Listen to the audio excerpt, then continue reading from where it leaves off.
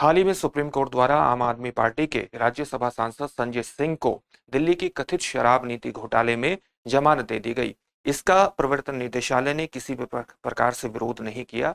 प्रवर्तन निदेशालय इससे पहले दिल्ली के उप मुख्यमंत्री मनीष सिसोदिया, आम आदमी पार्टी के संचार प्रमुख विजय नायर और यहां तक कि दिल्ली के मुख्यमंत्री अरविंद केजरीवाल को हाल ही में 21 मार्च 2024 को गिरफ्तार कर चुका है। इस सब में हमारे लिए दिल्ली की आबकारी नीति 2021-22 को जानना विशेष रूप से महत्वपूर्ण हो जाता है और साथ ही ये जानना भी महत्वपूर्ण हो जाता है कि आम आदमी पार्टी के राज्यसभा सांसद संजय सिंह पर किस तरह के आरोप प्रवर्तन निदेशालय ने लगाए थे। तो स्वागत है आपका दृष्टि आईएएस की इस नई वीडियो में। मेरा नाम है मनीष। चलिए आज की वीडियो की रूपरेखा देखने का प्रयास करते हैं। सबसे पहले देखते हैं कि हमारी चर्चा के सामान्य पक्ष क्या रहेंगे।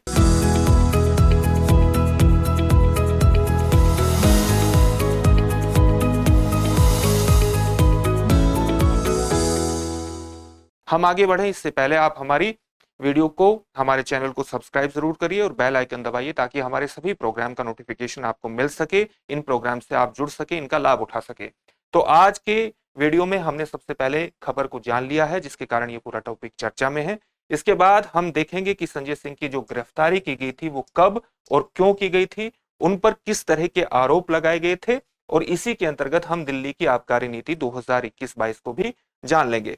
अब देखेंगे कि हाल ही में जिस तरह से सुप्रीम कोर्ट ने तो जमानत दे दी है और एनफोर्समेंट डायरेक्टरेट ने उस जमानत का, संजय सिंह को मिलने वाली जमानत का किसी प्रकार से विरोध नहीं किया है, लेकिन उससे पहले चाहे निचली अदालत हो चाहे दिल्ली हाई कोर्ट है, उन्होंने उनकी जमानत याचिका को खारिज कर दिया था। तो आरोपों पर कोर्ट ने पहले क्या कहा था, इसको जानना भी महत्वपूर्ण हो जाता है। और अंत में आपके लिए एक अभ्यास प्रश्न होगा जिसका उत्तर आपको कमेंट बॉक्स में कमेंट करके देना होगा।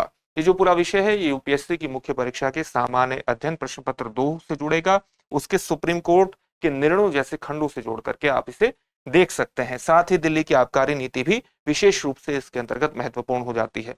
तो सबसे पहले देखते हैं कि संजय सिंह की गिरफ्तारी कब की गई थी और क्यों की गई थी। ये गिरफ्तारी प्रवर्तन निदेशालय यानी एनफोर्समेंट डायरेक्टोरेट द्वारा की गई थी। 4 अक्टूबर 2023 में इस गिरफ्तारी को किया गया था और ईडी ने दावा किया था कि संजय सिंह दिल्ली सरकार की जो कथित शराब घोटाले हैं उस शराब घोटाले के प्रमुख साजिशकर्ता है और इस कथित घोटाले में उनकी प्रमुख भूमिका रही है। इस नीति को वस्तुतः जानबूझकर तैयार किया गया था ताकि आम आदमी पार्टी के नेताओं को इस नीति के माध्यम से लाभ पहुंचाया जा सके और कार्टेल गठन को बढ़ावा दिया जा सके। कार्टेल को आप सामान्य तौर से क्राइम ऑर्गेनाइजेशन के रूप में परिभाषित कर सकते हैं।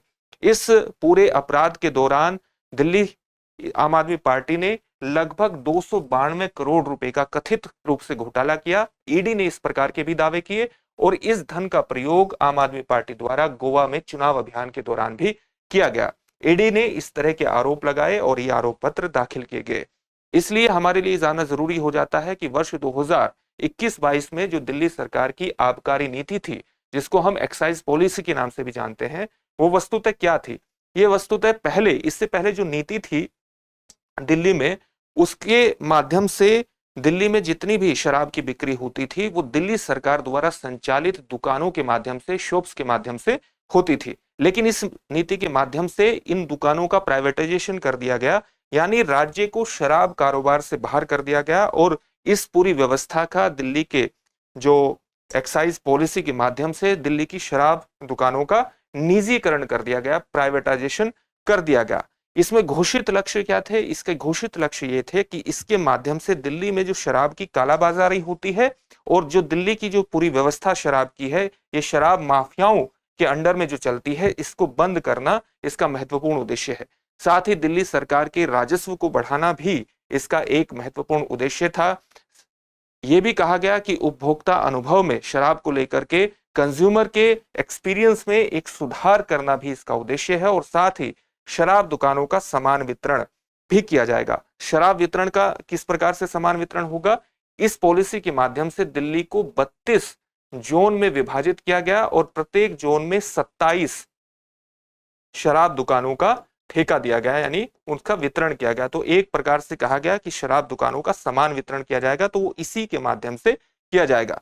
साथ ही जितने भी लाइसेंसधारी थे उनको एमआरपी से कम मूल्य पर बेचने की भी छूट प्रदान की गई, यानी सरकार जो निर्धारित करती है शराब का एमआरपी मूल्य, उसमें भी उसके कीमतों को भी निर्धारित करने की अनुमति लाइसेंस धारियों को प्रदान कर दी गई।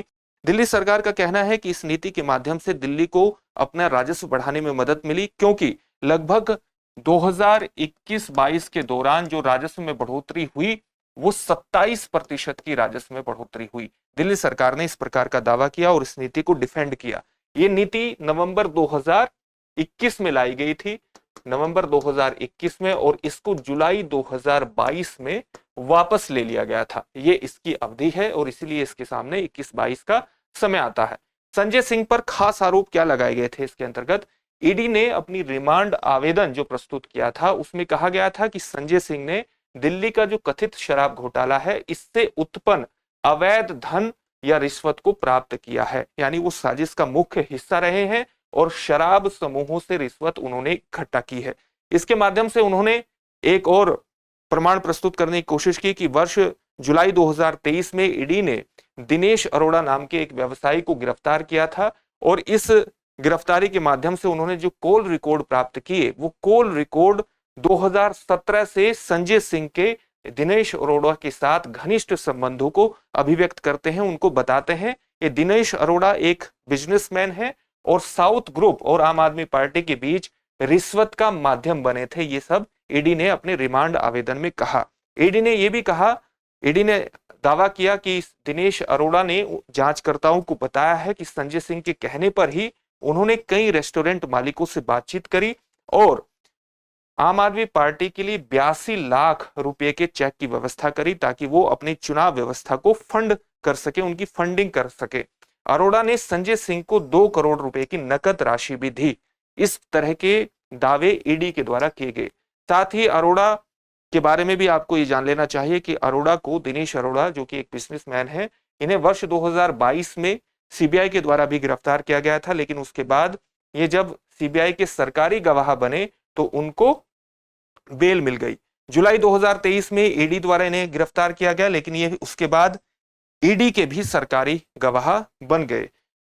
इसी वर्ष 30 जनवरी 2024 को दिल्ली उच्च न्यायालय ने, जब वो संजय सिंह की बेल याचिका पर सुनवाई कर रहे थे, तो उस याचिका पर ईडी का जवाब यह था कि संजय सिंह इस पूरी व्यवस्था के अंतर्गत, यानी दिल्ली शराब नीति की व्यवस्था के अंतर्गत, उस मनी को शोधन करने के लिए, उसकी लॉन्ड्रिंग करने के लिए एक विशेष प्रयोजन वाहन बनाने में भी शामिल थे, यानी एक स्पेशल पर्पस व्हीकल बनाने में भी शामिल थे।